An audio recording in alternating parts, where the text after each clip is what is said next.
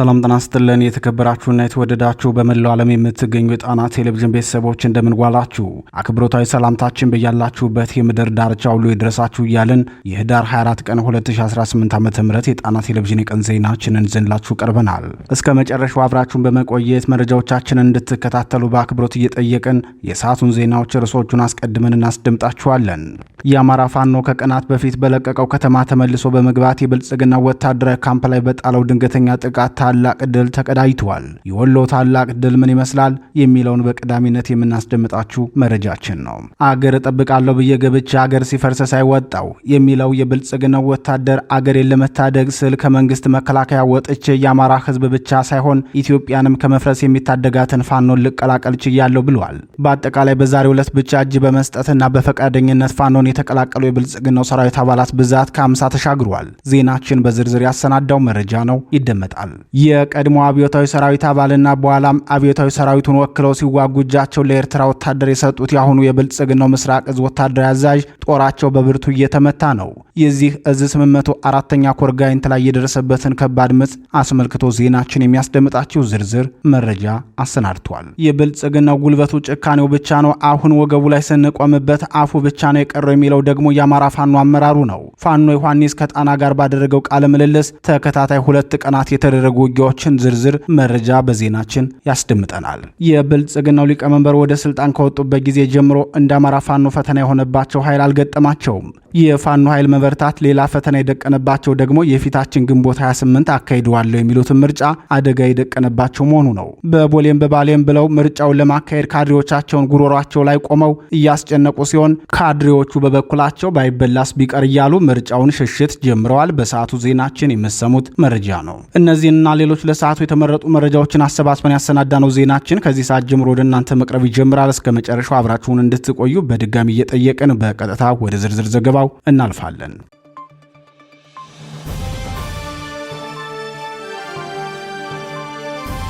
ፋኖ በብልጽግናው ካምፕ ላይ ጥቃት ፈጸመም። የአማራ ፋኖ ብሔራዊ ኃይል አጼ ምኒልክ ህዝብ ራያ ቆቦ በብልጽግናው ካምፕ ላይ በፈጸመው የተጠናና ድንገተኛ ጥቃት በርካታ የስርዓቱ ሰራዊት አባላት ሞትና ቆስለኛ መሆናቸው ተገልጿል። የጣና ቴሌቪዥን ምንጮች የፋኖን ጥቃት አስመልክቶ እንዳስታወቁት በራያ ቆቦ ደጋማው አካባቢ ትናንት ምሽት ላይ ፋኖ የፈጸመውን ድንገተኛ ጥቃት ተከትሎ ከፍተኛ ውጊያ መደረጉን አስታውቀዋል። በራያ ቆቦ ተኩለሽ ተብሎ በሚጠራው ስፍራ አፋባ አጼ ምኒልክ ህዝብ በብልጽግናው ወታደራዊ ካምፕና ምሽግ ላይ በፈጸመው ድንገተኛ ጥቃት ከፍተኛ ቁጥር ያለው የብልጽግናው ሰራዊት ሞትና ቆስለኛ ሆነዋል ሲሉ የዓይን እማኞች ተናግረዋል። ጥቃቱን ተከትሎ ለሰዓታት የዘለቀ ውጊያ እንደነበር የገለጹት ምንጮቻችን ዛሬ ረፋድም ውጊያው ቀጥሎ ዜና እስከተጠናቀረበት ሰዓት ድረስ በአካባቢው እንቅስቃሴዎች ተገድበው እንደሚገኙ ጨምረው ገልጸዋል። በጠንካራ ወታደራዊ ዘመቻ በፋኖ እጅ የቆየችው ተኩለሽ ከተማ የብልጽግናው ሰራዊት ከ3 ሳምንት በፊት በርካታ የሰው ኃይልና ከባድ መሳሪያዎችን በማንቀሳቀስ በከተማዋ ዙሪያ በመካናይዝድ የታገዘ ውጊያ ማድረጉና ተከታታይ የድሮን ድብደባ በንጹሃን ላይ መፈጸሙን ተከትሎ ፋኖ ለህዝብ ደህንነት ከከተማ ወጥቶ ገዢ ቦታዎችን መያዙ ይታወቃል። የትናንትናው ጥቃትም ይህንን ስፍራ ለማስለቀቅ ነበር ያሉት ምንጮቻችን ተኩለሽ ከተማ ላይ ፋኖ የወሰደውን የተቀናጀ ድንገተኛ ጥቃት ተከትሎ በዚሁ ከሰሜን ወሎ ዞን ግዳን ወረዳ ሙጃና ወንዳሽ ቀጠና ሰፍሮ የሚገኘው የብልጽግናው ሰራዊት ወደ ተኩለሽ መንቀሳቀሱን ምንጮቻችን ጨምረው ገልጸዋል። ይህ በእንዲህ እንዳለ የአማራ ፋኖ ህዝባዊ ድርጅት ሸዋ ጠቅላይ ግዛት እዝ ለሰራዊቱ የወታደራዊ አቅም ግንባታ ማሳደጊያ ስልጠና መስጠቱን ገለጸም። የአማራ ፋኖ ህዝባዊ ድርጅት ሸዋ ጠቅላይ ግዛት እዝ መሐመድ ቢሆነኝ ኮር ሚዲያና ኮሚኒኬሽን ክፍል ለጣና ቴሌቪዥን በላከው መረጃ የአፋር ሸዋ ጠቅላይ ግዛት እዝ መሐመድ ቢሆነኝ ኮር ከፍተኛ አመራሮች፣ የጣይቱ ክፍለ ጦር አመራሮችና አባላቱ በተገኙበት ሰሞኑን በያዙት ቀጠና በተሰጣቸው የግዳጅ አፈጻጸም ሁኔታን በተመለከተ ኮሩ ለክፍለ ጦር ውስጣዊ ግምገማና ወታደራዊ አቅም ግንባታ ካደረገ በኋላ ቀጣይ አቅጣጫ አስቀምጧል ብሏል። በዚህ ግምገማም እንደ ኮር ከዚህም በላይ በጠላት ላይ የማያዳግም እርምጃ መወሰድ እንዳለበትና እስካሁን ከነበረው ተጋድሎ በበለጠ አሁንም የአማራን ጠላት እረፍት በመንሳት ግብዓተ መሬቱ መፈጸም አለበት ሲሉ የኮሩ አዛዦች መናገራቸውን የመሐመድ ቢሆነኝ ኮር ሚዲያና ኮሚኒኬሽን ክፍል ዘግቧል። ለዚህም አስፈላጊውን የሎጂስቲክና ሙሉ አስተዳደራዊ ድጋፍ አድርጓል ያደርጋልም ሲሉ የኮሩ መሪዎች ለሰራዊቱ ተናግረዋል። በኮሩ ህዝብ ግንኙነትና በአስተዳደር መምሪያው በኩል ወቅቱን የዋጀ ፖለቲካዊ ጉዳዮችና ወታደራዊ ዲሲፕሊን እንዲሁም ምርኮኛ አያያዝን በተመለከተ ትምህርትና ስልጠና ተሰጥቷል ሲል የኮሩ ሚዲያና ኮሚኒኬሽን ክፍል አስታውቋል። የአማራ ፋኖ ህዝባዊ ድርጅት ሸዋ ጠቅላይ ግዛት እዝ ዋና አዛዥ አርበኛ መከታው ማሞ በቅርቡ የጣይቱ ክፍለ ጦር ተሐድሶ ባደረገበት መድረክ ተገኝቶ በሰጠው ማሳሰቢያ የምንኖረው ስናሸንፍ ብቻ ነው፣ ማሸነፋችን እኛን ብቻ ሳይሆን አገራችንን የሚያኖር ኃይል አለው አባታችን ምኒልክ አድዋ ላይ በማሸነፉ ነው በመላው አፍሪካ ስም ገናና ስርዓት የፈጠረው። እኛ ደግሞ የምኒልክ ልጆች መሆናችንን ማሳየት የምንችለው በምኒልካዊ የጥበብ መንገድ አንድነታችንን አስጠብቀንና ከህዝባችን የሰጠነን አደራ በታማኝነት ጠብቀን ስንታገል ነው ሲል መናገሩ አይዘነጋም።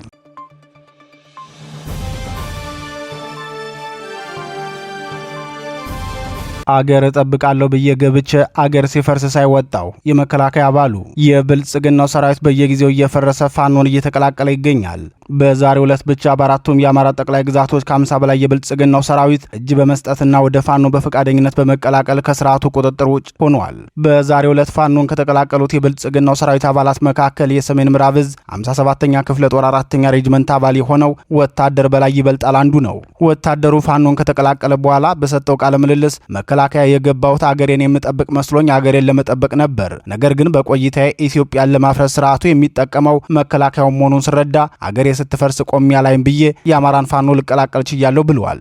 የአማራ ፋኖ ብሔራዊ ኃይል ደጃዝማች በላይ ዘለቀ ዕዝ ጎንደር የበጋሻው ክፍለ ጦርን የተቀላቀለው ወታደር በላይ ይበልጣል የመንግስት ዓላማ የአማራን ህዝብ እያሳደደ መጨረስ መሆኑን በስልጠናና በግምገማ ስብሰባ ላይም ሲናገር ተረድቻለሁ። ሁሌም የሚነግሩን ዝም ብላችሁ ያገኛችሁትን ምቱት ነው። ይህ ማለት አማራን መጨረስ ነው።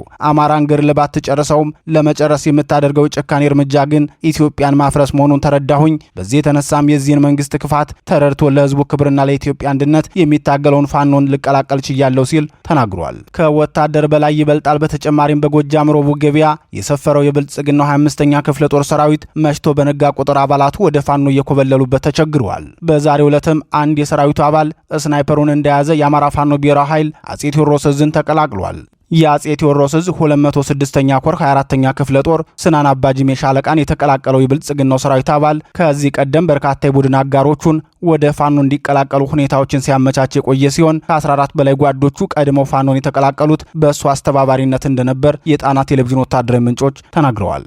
ከነ ስናይፐሩ ፋኖን የተቀላቀለው የሰራዊቱ አባል በሻለቃና ክፍለ ጦር አመራሮች ደማቅ አቀባበል ተደርጎለታል። የብልጽግናው ሰራዊት ባለፉት ተከታታይ ቀናት በርካታ አባላቱ ወደ ፋኖ የተቀላቀሉ ሲሆን በዛሬው ዕለትም በወሎ ቤት አማራ በጎጃም 201ኛ ኮርን በሸዋና በጎንደር ቀጠናዎች ሙሉ ትጥቃቸውን እንደያዙ ፋኖን ተቀላቅለዋል። ይህ በእንዲህ እንዳለ የአማራ ፋኖ ብሔራዊ ኃይል አጼ ቴዎድሮስ ዕዝ በደፈጣ ጥቃት የብልጽግናውን ሰራዊት ከፍተኛ ኪሳራ እንዳደረሰበት አስታወቀም። ካለፉት 2 ወራት ወዲህ በልዩ ዘመቻ የፋኖ መሰረት የሆኑ ቦታዎችን በሌሊት ለማፈንና ጥቃት ለማድረግ እንቅስቃሴ መጀመሩ ይታወቃል። ይህን የተረዳው የአማራ ፋኖም በሚያውቀው ቦታ የጠላትን ሰራዊት ስቦ እያስገባ በብልጽግናው ላይ የሚያደርሰውን ኪሳራ አጠናክሮ ቀጥሎበታል። የአፋባ አጼ ቴዎድሮስ ዕዝ 105ኛ ኮር 55ኛ ክፍለ ጦር በስርዓቱ ጥምር ጦር ላይ ድል የተቀዳጀበትን የደፈጣ ጥቃት ያደረሰው የራስ ቢትወደድ አያሌው መኮንን ሰራዊት የፈጸመውን ተጋድሎ አስመልክቶ ባደረሰን መረጃ በአቸፈር ወንድዬ ጠላት ወደ አውተሌት ከተማ በመውረድ አፈና ለማድረግ ሙከራ ያደረገ ቢሆንም የ105ኛ ኮር 55ኛ ክፍለ ጦር በተጠና ኦፕሬሽን የመጣውን የጠላት ኃይል አይቀጡ ቅጣት ቀጥተው መልሰውታል ሲል ቃል አቀባይ ክፍሉ ገልጿል። ዛሬ በ24 በንጋት ጭንባ ከተማ መሽጎ በሚገኘው የባዲን አድማ ብተና ላይ ከበባ በመፈጸም ታላቅ ጀብድ ፈጽመዋል ሲል የገለጸው ቃል አቀባይ ክፍሉ በአውትሌት ለአፈና የሄደው የብልጽግናው ጥምር ጦር ተመልሶ ወደ ካንቻ የመላኩ ሰዓት ጉግ በመሄድ ጭንባ ላይ የተከበበውን የባዲን አድማ ብተና ለማትረፍ ሙከራ አድርጎ ሳይሳካለት መቅረቱን ከቃል አቀባዩ መረጃ ለማወቅ ችለናል።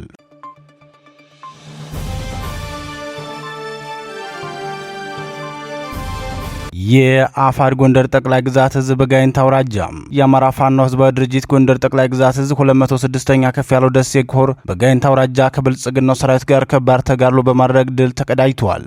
በኮሩ የገብርዬ ክፍለ ጦር ላይ ከበባ ለመፈጸም ከፍተኛ እንቅስቃሴ ያደርገው የብልጽግናው ሰራዊት በሁሉም ግንባሮች ከፍተኛ ኪሳራ ማስተናገዱን የገለጸው የክፍለ ጦሩ ህዝብ ግንኙነት ኃላፊ አርበኛ ደሞዝ ግዳፍ ወደ ፋኖ ቀጠና ከገባው የብልጽግናው ሰራዊት ጋር የሚደረገው ውጊያ ተጠናክሮ ቀጥሏል ብለዋል። ከታች ጋይንት ወረዳ ዋና ከተማ አርበ ገበያ ተነስቶ ወደ ፋኖ ቀጠና የገባው የብልጽግናው ሰራዊት በፋኖ ጸረ ማጥቃት ከፍተኛ ምት ያረፈበት መሆኑን የገለጸው አርበኛ ደሞዝ ግዳፍ የኃይል ጭማሬ በወሎ አቅጣጫ በዳውንትና በሽሎ ወንዝ ከፍተኛ ቁጥር ያለው የብልጽግና ሰራዊት ከበባ ለመፈጸም እንቅስቃሴ አድርጎ እንደነበር ገልጿል።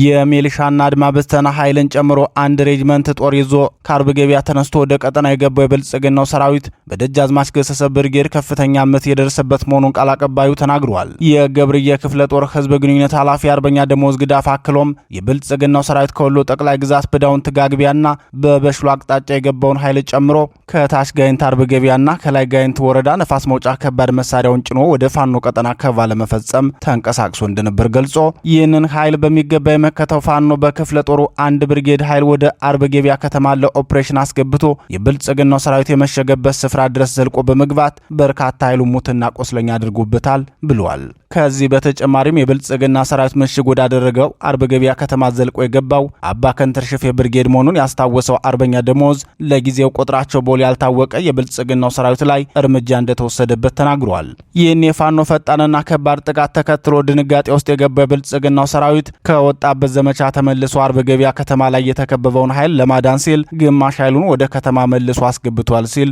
የህዝብ ግንኙነት ክፍሉ አክሎ ገልጿል። በቀድሞው የደርግ መንግስት አብዮታዊ ሰራዊት አባል በነበሩት ጄኔራል መሐመድ ተሰማ የሚመራው የብልጽግናው ምስራቅ እዝ 804ኛ ኮር በደቡባዊ ጎንደር ጋይንትና ስማዳ አውራጃዎች በፋኖ ተደጋጋሚ ምት እያስተናገደ ይገኛል። የፋኖ ብርቱ ምት ረፍት የነሳው የብልጽግናው ሰራዊት ከፍተኛ ኢሰብአዊ ጥሰቶችንና የጦር ወንጀሎችን በንጹሃን ላይ በተደጋጋሚ ጊዜ እየፈጸመ መሆኑን በተከታታይ መዘገባችን ይታወሳል።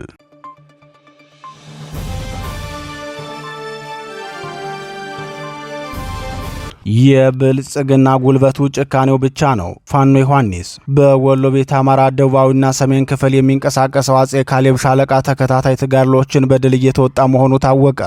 የአማራ ፋኖ ብሔራዊ ኃይል አጼ ምኒልክ ዕዝ ትናንት በደላንታና አካባቢው በተደረጉ ተጋድሎች በመደራጀት ላይ ያሉ አሃዶች ያደረጉት ተጋድሎ ብሎ የገለጸው ይህንኑ ሻለቃ ነበር። የአጼ ካሌብ ሻለቃ አደራጅ የሆነው ፋኖ ዮሐንስ ጎበዜ ከጣና ቴሌቪዥን ጋር ባደረገው ቃለ ምልልስ ተከታታይ ተጋድሎችን በማድረግ ታላላቅ ድሎችን ተቀዳጅተናል። በትናንትናው ዕለትም 8 የብልጽግናን ሰራዊት በእጃችን አስገብተናል። በርካቶችን ደግሞ ጉዳት አድርሰንበት የጠላት ኃይል ወደ መጣበት ተመልሷል ብሏል።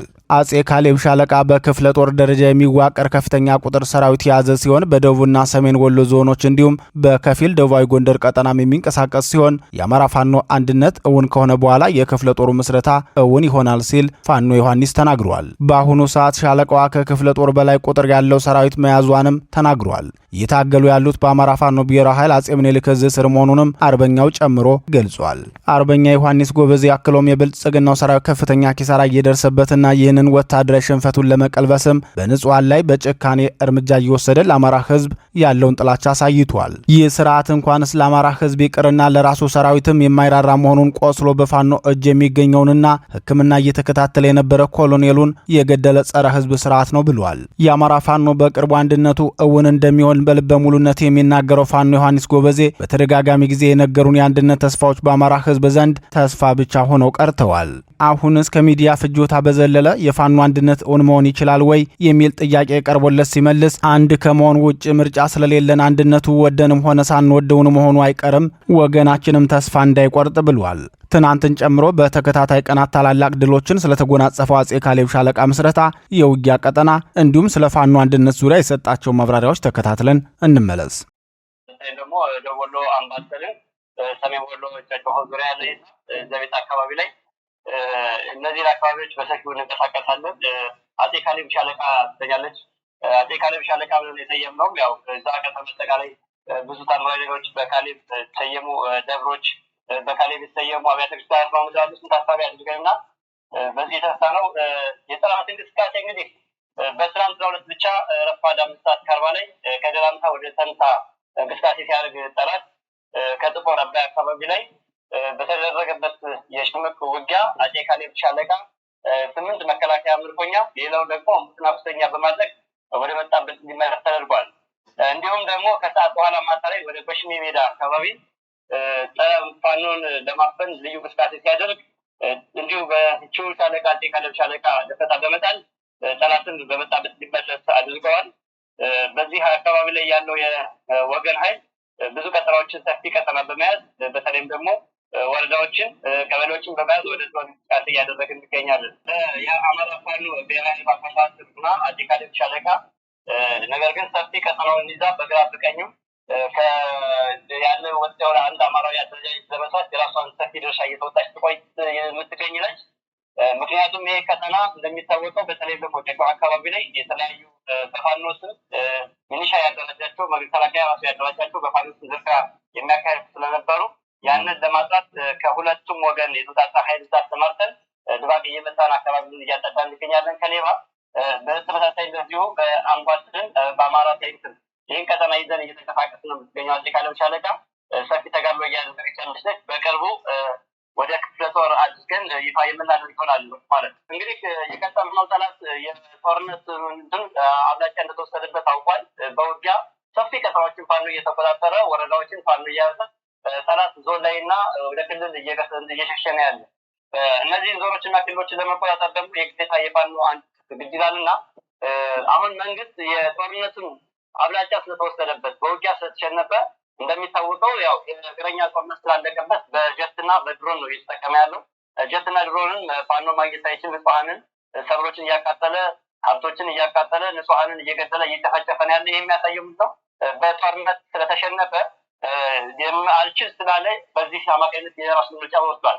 ሁለተኛ ምርጫ ያደረገው ደግሞ የሀሰት ዜናዎችና የሀሰት ወሬዎችን ማሰራጨት ነው። ብዙ ተከፋይ ግለሰቦች አሉ። በመንግስት በጀት ተበጅቶ፣ በክልል በጀት ተበጅቶ፣ በአማራ ክልል በጀት የሚንቀሳቀሱ ብዙ ድረገጽ ያላቸው ብዙ ሚዲያ ያላቸው የመንግስት ልሳን የሆኑ ሀሰተኞች ስላሉ ብዙ የሀሰት ዜናዎችን ያሰራጫል። ነገር ግን የአማራ ፋኖ ሚድል ላይ ያለ ነው እኛ ስለሆን፣ ውስጥ ላይ ያለ ነው ትግል ላይ ያለ ነው እኛ ስለሆን በቅርቡ የአማራ ፋኖ አንድነት ካለምንም ጥርጥር እንደስካሁኑ ነገ እናደርገዋለን ከነገ ወዲያ ተብሎ የሚተው ሳይሆን በቅርቡ በአጭር ቀን ውስጥ ይፋ የምናደርግ ይሆናል። አሁን የምናያቸው አንዳንድ ሽሽቶች አሉ። ይሄ ምንድነው? ከዚህ በፊትም ተደጋጋሚ ስንገልጸው እንደነበረ ትግሉ እየጠራ እየገፋ ሲሄድ ወደፊት እየገሰገሰ ሲሄድ የሚተቹ የሚያፈገፍጉ በፍርሃት ውስጥ የተዋጡ ብዙ ስለሆኑ እነሱ እየጠሩ የሚወጡበት ሰዓት ላይ ነው። ፋኖ ደግሞ ክንዱን አበርቶ አጠንክሮ ወደፊት የምንገፋበት ወቅት ላይ ነው። ለዚህም ካለምንም ጥርጥር ለህዝባችንም ለወገናችን ሌሎችም መናገር የምፈልገው በእርግጠኛ የአማራ ፋኖ አንድነቱ በቅርቡ ይፋ ይደረጋል።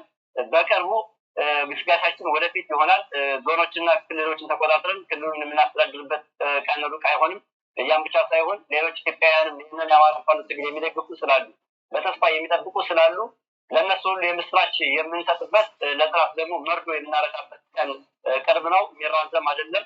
ይሄ ምንም አማራጭ ያለው ምርጫችን ነው። ማሸነፍ ግዴታችን ስለሆነ ወደፊት መሄድ ግዴታችን ስለሆነ አንድነቱን በቅርቡ ይፋ እናደርጋለን። የአማራ ህዝብ የጠበቀውን አንድነት በልጆቹ ያያል።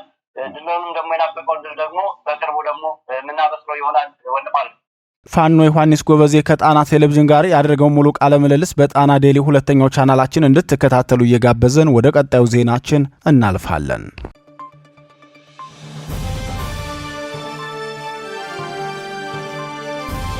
ጠላቶቻችን ደስ እንዳይላቸው አድርጉ። አብይ ኢትዮጵያ በሁሉም ቀጠና ያለው የሰላም ሁኔታ እጅግ አሳሳቢ ቢሆንም ብልጽግና ግን ምርጫውን ካላካሄድን ጠላቶቻችን ደስ ስለሚላቸው ሁላችሁም ጠላቶቻችን ደስ እንዳይላቸው ማድረግ አለባችሁ ሲሉ የብልጽግናው ሊቀመንበር ካድሬዎቻቸውን ሰብስበው አሳስበዋል። የብልጽግናው ሊቀመንበር ከፍተኛ የፓርቲውን ሹሞች ሰብስበው በሰጡት ማብራሪያ ምርጫው ካልተካሄደ ቅቡልነታችን አደጋ ላይ ይወድቃል። ስለዚህ እያንዳንዱ የክልል የዞንና የወረዳ አመራር ምርጫው እንዲካሄድ ማድረግ አለበት በማለት ማሳሰቢያ ሰጥተዋል። የብልጽግናው ሊቀመንበር ወደ ስልጣን ከመጡበት ጊዜ ጀምሮ በአገሪቱ አንድ ብልጽግና ያካሄደውና ሌላ ደግሞ ህወሓት በጉልበቱ ያካሄደው ሁለት አወዛጋቢ ምርጫዎች ተካሂደዋል። ብልጽግናው መንግስታዊ መዋቅሩን ተጠቅሞ ምርጫ በማራዘም ያካሄደ ሲሆን በወቅቱ ለምርጫው መራዘም ያቀረበው ምክንያት ደግሞ የኮሮና ቫይረስ አደገኛ ስርጭት ላይ ስለሆነ ምርጫ ማካሄድ አያስችልም በማለት ህገ መንግስቱን በማሻሻል ነበር። ሆኖም ለአንድ ዓመት የተራዘመውና በኋላም ብልጽግና ሙሉ በሙሉ በሚያስብል መልኩ የተቆጣጠረውን የፓርላማ ምርጫ ሲያካሂድ በትግራይ ክልል ሙሉ በሙሉ፣ በአማራ ክልል ከ17 በላይ ምርጫ ክልሎች፣ በኦሮሚያ ክልል ከ20 የማያንሱ ምርጫ ክልሎች ምርጫው አለመካሄዱ የሚታወስ ነው። በዚህ ዓመት ደግሞ አማራ ክልል ሙሉ በሙሉ በእርስ በርስ ጦርነት እየታመሰ ሲሆን ትግራይ ክልልን በተመሳሳይ ሁኔታ ውስጥ ይገኛል። በቅርቡ ህወሓት በሰጠው ማሳሰቢያ የጠየቅኩት በጀት ካልተሰጠኝ ጦርነት እቀሰቅሳለሁ እያለ መሆኑ ይታወቃል። በኦሮሚያ ክልልም በርካታ ዞኖችና ወረዳዎች ጦርነት ላይ ይገኛሉ። አገሪቱ በዚህ ሁኔታ ውስጥ የምትገኝ ቢሆንም ብልጽግናው ግን ምርጫውን ካላካሄድኩ ዓለም አቀፍ እውቅናም ሆነ መንግስታዊ ቅቡልነቴ ይወድቃል ብሎ ለካድሬዎቹ ማሳሰቢያ ሰጥቷል። ምርጫ መካሄድ አይችልም የሚሉት ጠላቶቻችን የመንግስትን አቅም ለማዳከም ነው ሲሉ የተናገሩት የብልጽግናው ሊቀመንበር ካድሬዎቹ ይህንን ትርክት እንዲቀይሩላቸው ጥብቅ መመሪያ ሰጥተዋል። በዚህ ጉዳይ አስተያየታቸውን የሰጡ የፖለቲካ ተንታኞች በበኩላቸው በትግራይ ክልል ብልጽግና ምርጫ ሊያደርግ እንደማይችል ያውቀዋል፣ በወለጋም እንዲሁ ብልጽግና ምርጫ ማድረግ አይችልም ሲሉ የተናገሩ ሲሆን አስተያየታቸውን ሲቀጥሉም ጥያቄው የብልጽግና መንግስት ዋና መሰረት በሆነው በአማራ ክልል ምርጫ ለማካሄድ የመንግስት ፍላጎት ቢሆንም የፋኖ አቅም የት ድረስ እንደሆነ የሚታይበት ወሳኝ የፈተና ወቅት ነው ሲሉ ተናግረዋል። ተንታኙ ለዚህ አስተያየታቸው ምክንያታቸውን ሲያቀርቡም በዚህ ሰዓት አማራ ክልል በርካታ ትምህርት ቤቶች ተቋርጠዋል፣ የመድኃኒትና ማዳበሪያ ስርጭትን በተመሳሳይ እየተካሄደ አይደለም፣ ክልሉ በዚህ ደረጃ ላይ በሚገኝበት ሁኔታ ብልጽግና በካድሬ መዋቅሩ ገጠር ድረስ ሂዶ የምርጫ ቅስቀሳ በማድረግ ምርጫ ለማካሄድ የሚደፍር ከሆነ የፋኖን ቁመና ጥያቄ ውስጥ የሚከተው ይሆናል። ምርጫ ቦርድም ቢሆን ክልሉ በዚህ ሁኔታ ውስጥ እንደሚገኝ እያወቀ ምርጫ አስፈጻሚዎችን የመመደብ ድፍረት ካለው ወይ ኃላፊነት አይሰማውም፣ ካልሆነ ደግሞ አሁንም የፋኖን ብቃት ድጋሚ ጥያቄ እንዲነሳበት የሚያስገድድ ነው ብለዋል። በአማራ ክልል ምርጫ ለመወዳደር የሚደፍር የፖለቲካ ፓርቲ እንደማይኖር የሚናገሩት ደግሞ ሌላው አስተያየት ሰጪ ናቸው።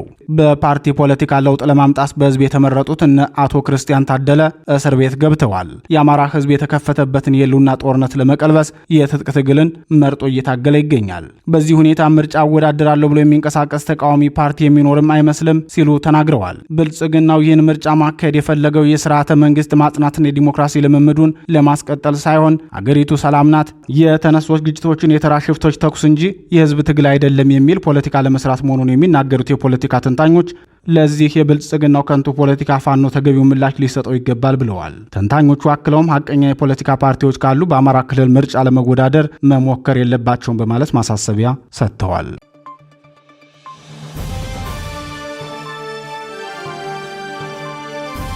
ክቡራትና ክቡራን የጣና ቴሌቪዥን አድማጭ ተመልካቾቻችን የቀን ዜናችን የተከታተላችሁትን ይመስል ነበር። በምሽቱ ዜና ውጃችን እስከምንገናኝ በዚሁ ተሰናበትን። ጤና ይስጥልን።